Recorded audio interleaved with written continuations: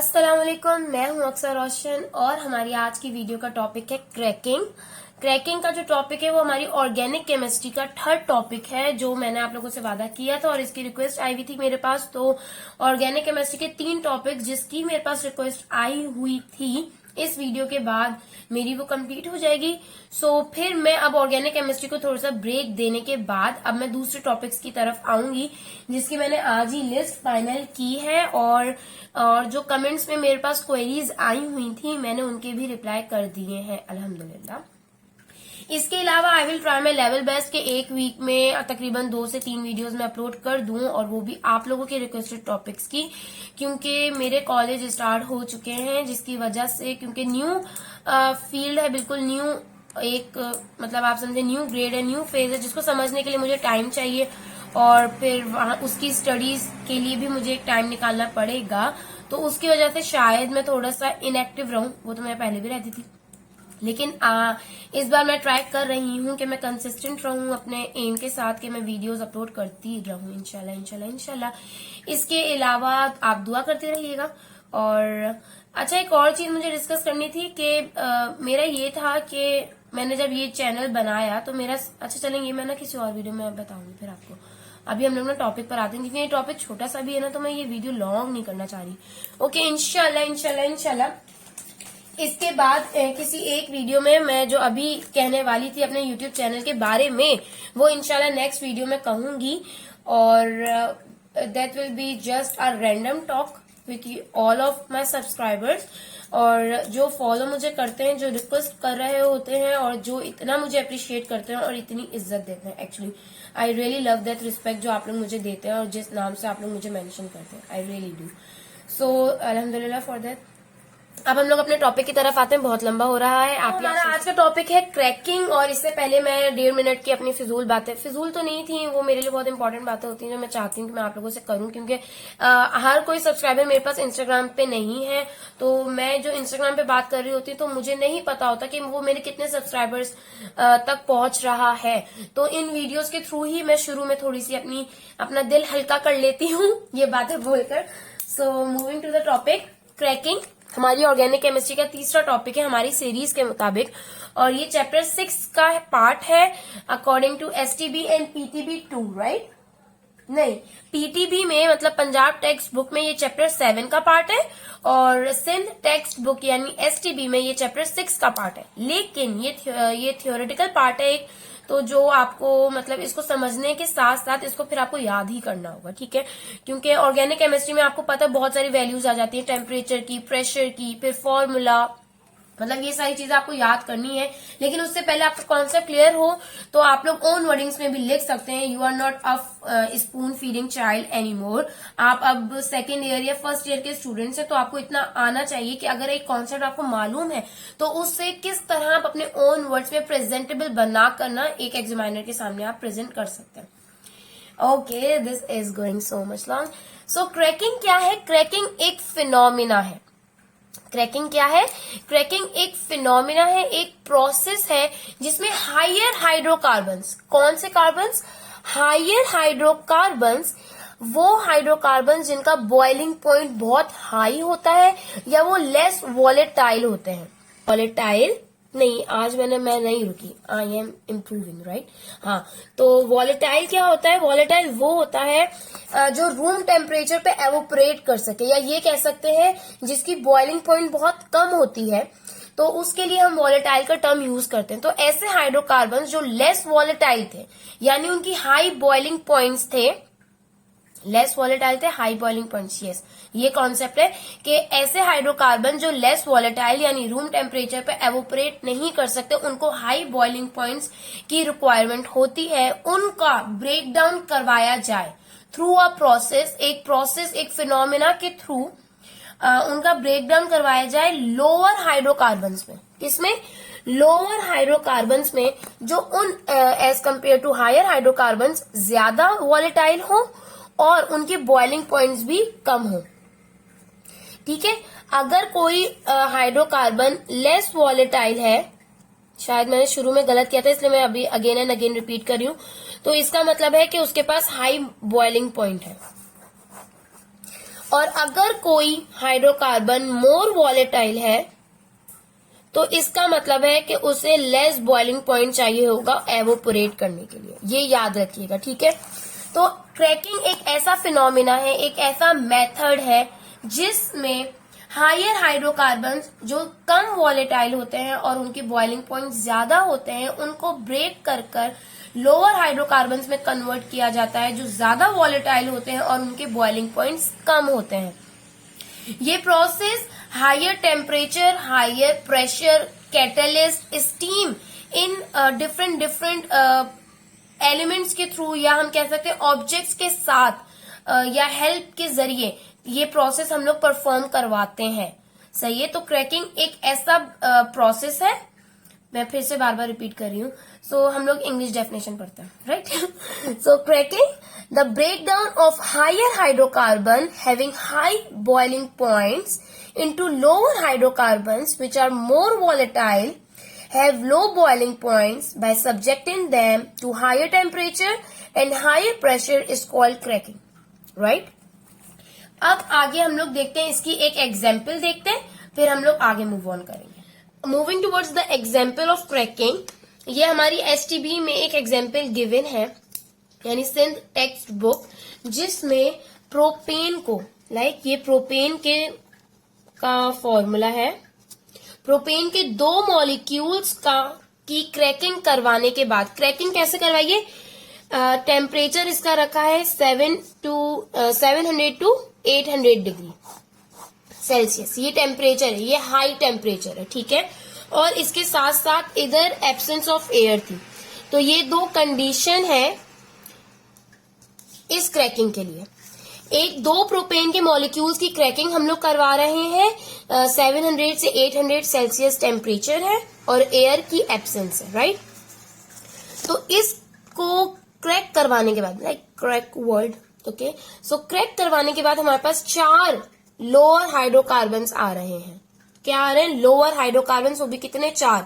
2 molecules of propane crack into 4 molecules, या नहीं 4 products.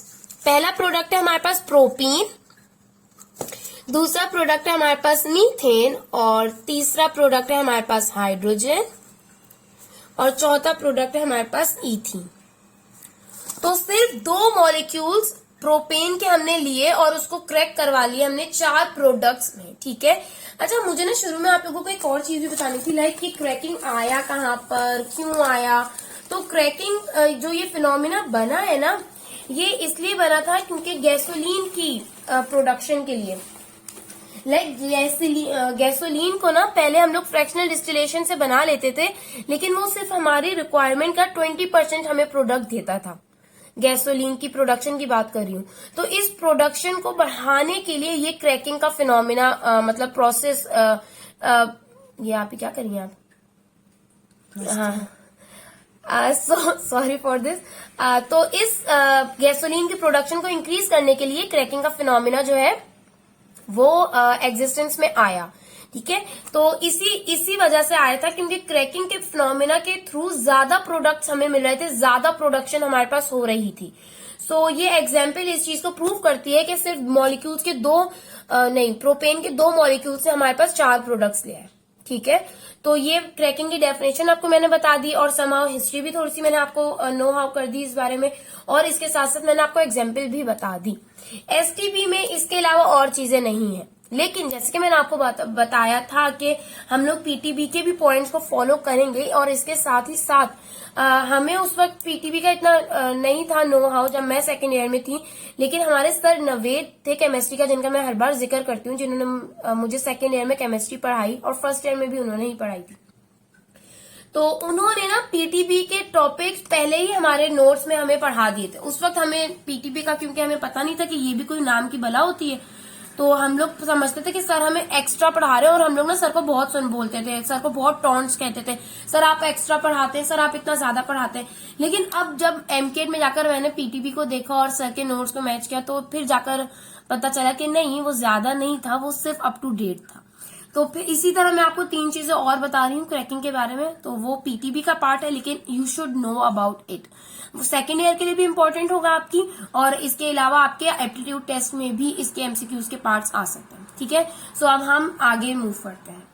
अब हमारा जो नेक्स्ट टॉपिक है वो है वेज ऑफ क्रैकिंग। इस वेज ऑफ क्रैकिंग को ना आप टाइप्स ऑफ क्रैकिंग में भी ले सकते हैं, क्योंकि हमारे सर नवीद ने हमें इस हेडिंग से पढ़ाया था। तो इसका मतलब ये होता है कि क्रैकिंग के तरीके, कि क्रैकिंग किस तरीकों से हो सकती है। ठीक है, इसके अलावा जो इसके अलावा बाद वाला टॉपिक है ना वो है टाइप्स ऑफ क्रैकिंग के, क्रैकिंग की कितनी टाइप्स है, वो भी वही है कि क्रैकिंग किस तरीके से हो सकती है। मतलब इन दोनों का मतलब सेम होगा, लेकिन हम लोग पढ़ते थे ना types of bacteria on the basis of shape, types of bacteria on the basis of nutrition.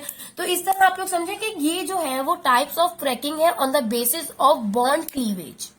ठीक है, ये आप लोग समझें कि ये है टाइप्स ऑफ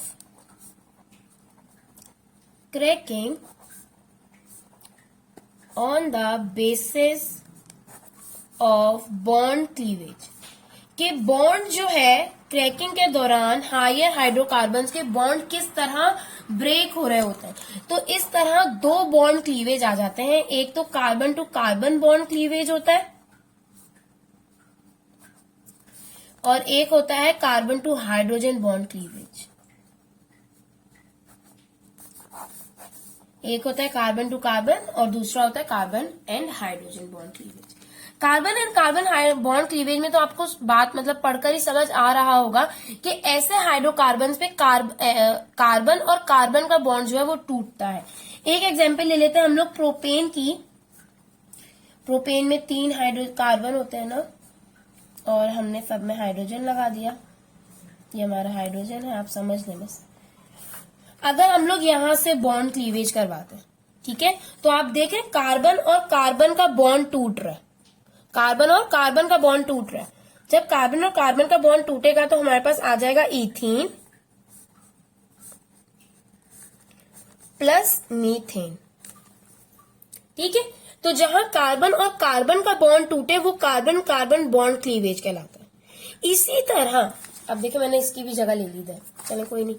इसी तरह जब कार्बन और हाइड्रोजन का बॉन्ड टूटता है ना क्रैकिंग की प्रोसेस में, वो कार्बन हाइड्रोजन बॉन्ड क्लीवेज कहलाता है। अब देखें इसकी भी एग्जांपल मैं आपको बता देती हूँ। इसी मीथेन को ले लेते हैं, क्या है ये, इस तरह का मॉलिक्यूल है। ठीक है, अब हमने इसको क्या किया, हमने कार्बन को इस वाले इन चारों हाइड्रोजन से अलग कर दिया, कार्बन हाइड्रोजन का बॉन्ड क्लीवेज करवा दिया, तो हमारे पास सिर्फ कार्बन आ जाएगा और 2 हाइड्रोजन के मॉलिक्यूल्स आ जाएंगे। तो ये है types of cracking on the basis of bond cleavage, on the basis of bond cleavage. ठीक है, तो 2 है carbon carbon bond cleavage and carbon hydrogen bond cleavage. इसके बाद हमारे पास है types of cracking on the basis of objects, या हम लोग ये ले सकते हैं कि क्रैकिंग किसकी हेल्प से हम लोग कर सकते हैं, राइट। आगे अब हमारे पास जो आ रहा है टॉपिक वो है types of cracking on the basis of मुझे वो वर्ड नहीं आ रहा कि मतलब ऑब्जेक्ट कह सकते हैं या इंग्रेडिएंट कह सकते हैं, हम लोग क्या कहते थे प्रैक्टिकल्स में, पता नहीं, जब याद आएगा ना तो बताऊंगी। हाँ, तो इस तरह हमारे पास 3 टाइप्स है क्रैकिंग की। एक है थर्मल क्रैकिंग, एक है कैटालाइटिक क्रैकिंग और एक है स्टीम क्रैकिंग। देखिए नाम से आप लोगों को पता चल गया होगा, और आप अगर मुझे बहुत शुरू से देख रहे हैं तो आपको पता है कि मैं हेडिंग से ही ना डेफिनेशन निकाल लेती हूँ। थर्मल यानी थर्म हीट, इसमें क्या होगा, हाई टेम्परेचर हाई प्रेशर के थ्रू क्रैकिंग करवाई जाएगी। ठीक है, हाई टेम्परेचर हाई प्रेशर के थ्रू क्रैकिंग करवाई जाएगी। थर्मल क्रैकिंग को पायरोलाइसिस भी कहते हैं, ये एक पॉइंट है याद करने वाला। ठीक है, इसको हम लोग पायरोलाइसिस भी कहते हैं। पायरो का मतलब होता है हीट।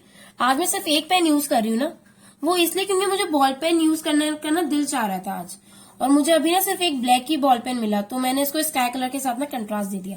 एंड लाइसिस का मतलब होता है ब्रेक डाउन, हीट की वजह से टूटना, इसलिए थर्मल क्रैकिंग को हम लोग पायरोलाइसिस भी कहते हैं।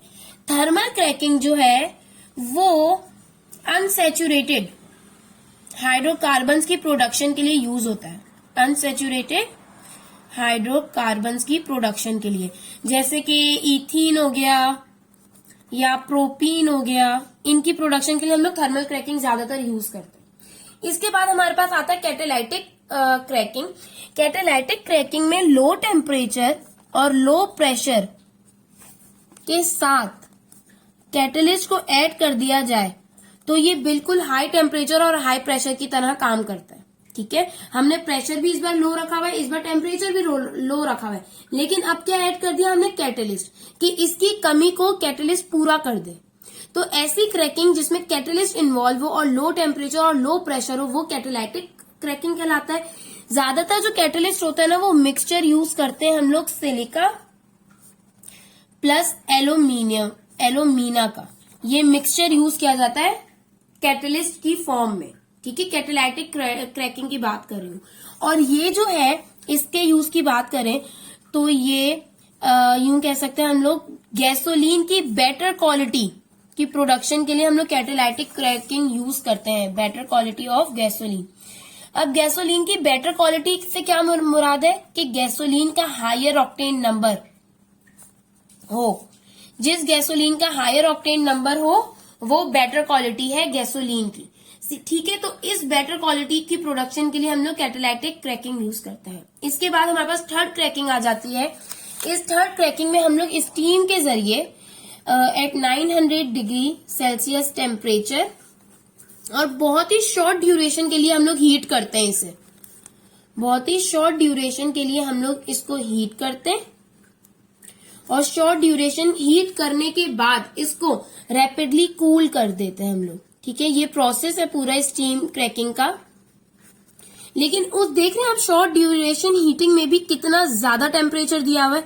तो ये जो टेम्परेचर, ये स्टीम आप लोग कंसीडर कर सकते हैं। तो स्टीम के थ्रू जो क्रैकिंग करवाई जाए वो क्या होती है, स्टीम क्रैकिंग। ये जो है इसको भी अनसैचुरेटेड हाइड्रोकार्बन्स प्रोड्यूस करने के लिए यूज किया जाता है।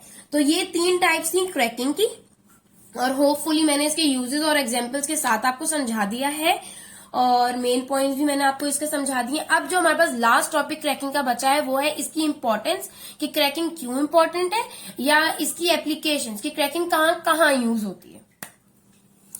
क्रैकिंग का जो सबसे बड़ी मतलब बहुत इंपॉर्टेंट और बहुत सिंपल यूज अगर हम लोग बात करें तो आप ये देख सकते हैं कि जब हायर हाइड्रोकार्बन्स लोअर हाइड्रोकार्बन्स में हम लोग ब्रेक करवाते हैं तो वो किस तरह न्यू वेराइटीज हाइड्रोकार्बन्स के प्रोड्यूस कर रहा होता है।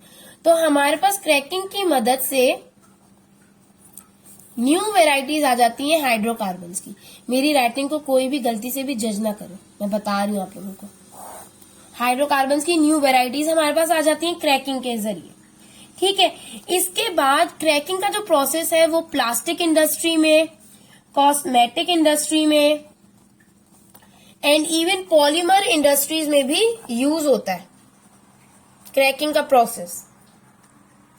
इसके अलावा ये जो है क्रैकिंग का प्रोसेस वो पेट्रोकेमिकल कंपाउंड्स की प्रोडक्शन में हेल्प करता है। पेट्रोकेमिकल कंपाउंड्स कैसे हो गए, जैसे कि पेट्रोल हो गया या डीजल हो गया। ठीक है, ऐसे पेट्रोकेमिकल कंपाउंड्स की प्रोडक्शन में भी क्रैकिंग का प्रोसेस यूज करवाया जाता है। इसके अलावा जो मैंने आपको हिस्ट्री बताई थी ना, हिस्ट्री याद है, तो उसमें से हम लोग जो 20% हमारा पेट्रोल होता है वो हमें मिलता है फ्रैक्शनल डिस्टिलेशन से। इसके अलावा जो बाकी रिक्वायरमेंट है ना हमारी, जो तकरीबन 80% हो गया, 80% पेट्रोल या गैसोलीन की बात करें तो वो हमें क्रैकिंग से मिलता है। तो ये क्रैकिंग के मेजर इंपॉर्टेंस या एप्लीकेशंस हैं जो आपको वर्बली आने चाहिए। अगर कोई आपसे पूछे अच्छा भाई क्रैकिंग ये है, चलो इतना सब कुछ बता दिया, मुझे ये बताएं कि ये जरूरी क्यों है, तो आप लोगों को इसका जवाब आना चाहिए कि why it is important, right. So अच्छा, मैं बहुत ज्यादा अंग्रेजी बोल रही हूँ, ओके व्हाटएवर। इसके अलावा क्रैकिंग के लिए हम लोग ये भी कह सकते हैं कि ये फर्टिलाइजर बनाने के लिए यूज किया जाता है, वीट किलर्स बनाने के लिए यूज किया जाता है, डिटर्जेंट्स हो गए, और भी बहुत सारे यूजेस है, मतलब ये मेजर है, आपको पता होने चाहिए। सो यहाँ पर अल्हम्दुलिल्लाह हमारा क्रैकिंग का जो टॉपिक है वो कंप्लीट हो रहा है। और यूं समझे आप लोग कि ऑर्गेनिक केमिस्ट्री के 3 टॉपिक्स मैंने लगातार किए हैं, तो ये मेरे लिए खुद बहुत बड़ी अचीवमेंट है, क्योंकि मैं बहुत जल्दी ना एक टॉपिक पढ़ाते पढ़ाते बहुत जल्दी बोर हो जाती हूँ। मैं हर वीडियो में ना एक नया टॉपिक लेकर आना चाहती हूँ सामने। आई नो हर टॉपिक अलग है, लेकिन एक ही सब्जेक्ट से रिलेटेड है ना, तो वो मुझे बोर कर देता है। लेकिन इसमें मैंने कंसिस्टेंसी की, तो ये मेरी पहली अचीवमेंट है। और इंशाल्लाह मेरी नेक्स्ट अचीवमेंट ये होगी कि अब मंडे है, राइट, मंडे को आपको ये वीडियो मिल रही है, यानी आज आपको ये वीडियो मिल रही है, तो इंशाल्लाह इसी वीक में 2 और वीडियोस आपको मिलेंगी। एक वीडियो जो होगी उसमें मेरी रैंडम टॉक होगा, जो मैं अपने यूट्यूब चैनल के बारे में करने वाली हूँ। इसके अलावा जो मेरी सेकंड वीडियो होगी वो यकीनन कोई रिक्वेस्टेड टॉपिक होगा, जिसकी मैंने एक लिस्ट बनाई हुई है। तो उसमें से जो टॉपिक मुझे सबसे ज्यादा मतलब ना अट्रैक्ट करेगा अपनी तरफ, की अक्सर प्लीज मुझे बनाओ, मुझे पढ़ाओ, तो मैं वो बनाऊंगी। तो जब तक आप लोग पढ़ें, बहुत फोकस से पढ़ें, अपनी लाइफ एंजॉय करना मत भूलिएगा, अपनी फैमिली को टाइम देना मत भूलिएगा। और इसके अलावा मेरी दुआएं और विशेष आप लोगों के साथ है। All the very best for your present and for your future too. अल्लाह हाफिज भी हमारा।